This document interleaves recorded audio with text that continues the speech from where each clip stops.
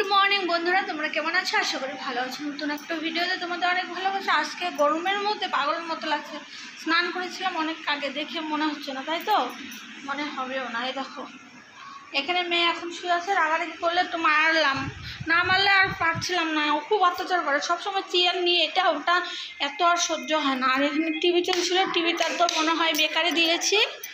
এখন আমরা খাবো ভাত, আমি আর মেয়ে ভাত খাবো। ফ্যানটা দে, প্রচণ্ড পরিমাণে গরম, একটু বসে নেই। আর একটা কথা বলার জন্য, তোমরা যদি আমার লং ভিডিও দেখতে চাও অবশ্যই আমাকে কমেন্টে জানাবে। যে আমার প্রতিদিনের ডেলি ব্লগ চ্যানেল যেহেতু, তো লং ভিডিও যদি দেখতে চাও অবশ্যই কমেন্টে জানাবে। আমি অবশ্যই তোমাদের জন্য লং ভিডিও নিয়ে আসবো যদি তোমরা কমেন্টে জানা। না হলে যেভাবে শর্ট ভিডিও চলছিল সেভাবে শর্ট ভিডিও চলবে। আর মেয়েকে আজকে সকালে যেহেতু স্কুলে নিয়ে গেছিলাম, স্কুলে নিয়ে যাওয়ার পরে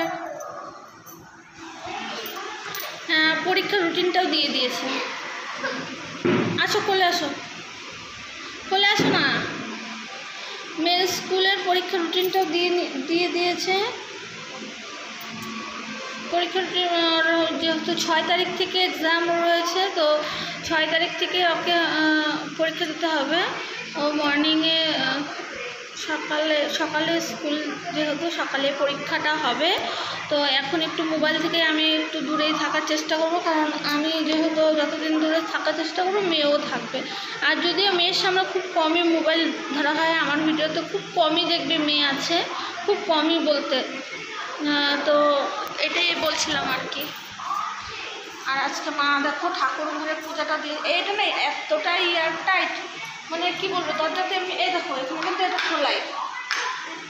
এটা খোলাই রয়েছে, কিন্তু দরজাটা আছে না, দরজাটা মানে অনেকটা জোরে প্রেশার দিতে হয়, না হলে একদমই দরজা খুলবে না।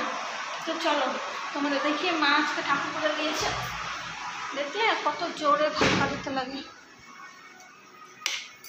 বন্ধুরা দেখো, মা প্রতিদিন সকালবেলা ঠাকুর পূজা দিয়ে যায়। আজকে বৃহস্পতিবার, তবুও মা দিয়েছে, কারণ মেয়ের যেহেতু স্কুলে যায়, ওটা আর না হয়ে ওঠে না, স্কুলে সম্ভব না যে। আর এখানে না আমাদের সব কালামাল খরচা যা আনা হয় এখানে আনা হয়। তো এখানে আমাদের নিরামিষ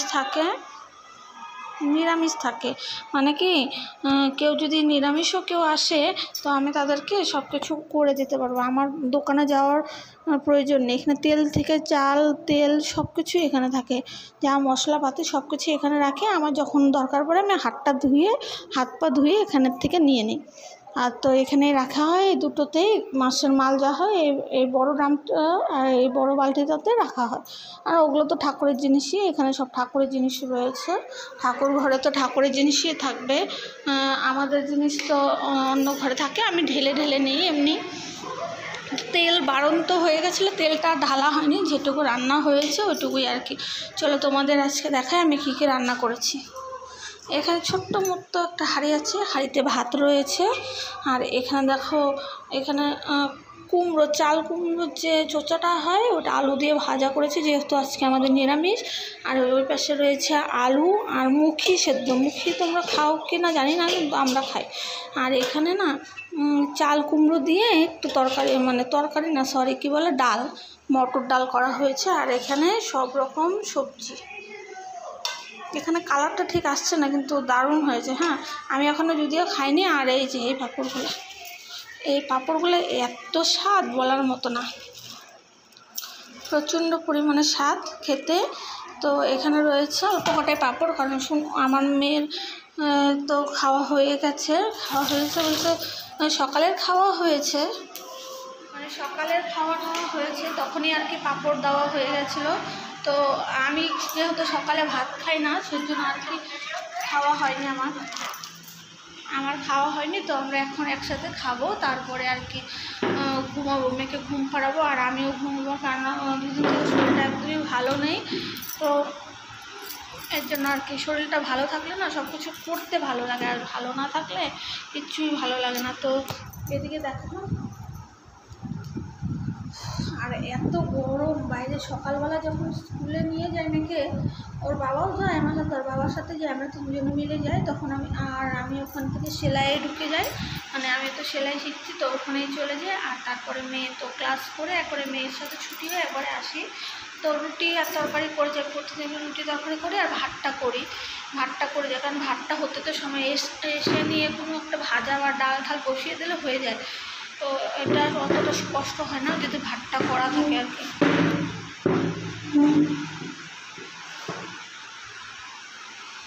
তো বন্ধুরা, আজকের মতো ভিডিওটা এটুকুই। দেখা হচ্ছে আগামীকাল। যদি তোমাদের ভালো লাগে ভিডিওটা অবশ্যই কমেন্ট করো। তার আগে দেখো দরজাটা বন্ধ হচ্ছে। আপনি কী করছেন? নিশ্চয়ই কোনো শয়তানি। ওই দেখো, বললাম না জলের বোতলটা এখনই বিছানায় পড়ে যাবে, এক্ষুনি। বন্ধ করো, বন্ধ করো, বন্ধ করতে বললাম তো। আর স্কুলের ব্যাগটাই যে বিছানায় ওইখানে ছিল, এই টেবিলে রাখি। সন্ধ্যার সময় তো পড়াবো, এখানে থাক। আর চলো, আসো আসো, ভাত খাবা?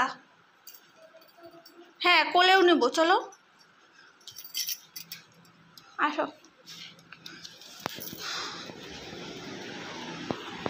ঠাকুর ঘরের দরজাটা বন্ধ করে দিই, না হলে না কী হবে বলো তো, দরজা খুলে ঠাকুরের ঘরের থেকে সব জিনিসপত্র নিয়ে চলে আসবে। আর এই জিনিসটা আমার একদমই ভালো লাগে না। ঠাকুর ঘরে ঠাকুরের জিনিস থাকবে হাত পা ধোয়া অবস্থায়, আলাদা ব্যাপার। আর মেয়ে তো যখনই যা পাবে, ফল টল যা পাক, ঠাকুরকে দেওয়ার আগে নিয়ে চলে আসবে। এখন এই ঘরে নিয়ে আসলে এই টেবিলে যদি খাওয়ার টেবিলে লাগায়, ওই ফল তো আর আমি ঠাকুরকে দিতে পারবো না। পরে আমার তো ওটা বাদই যায়, ওটা ওই খেয়ে নেয়। আর যেহেতু নিয়ম করা হয়েছে, তো নিয়ম করলে নিয়মের মতোই করতে হবে।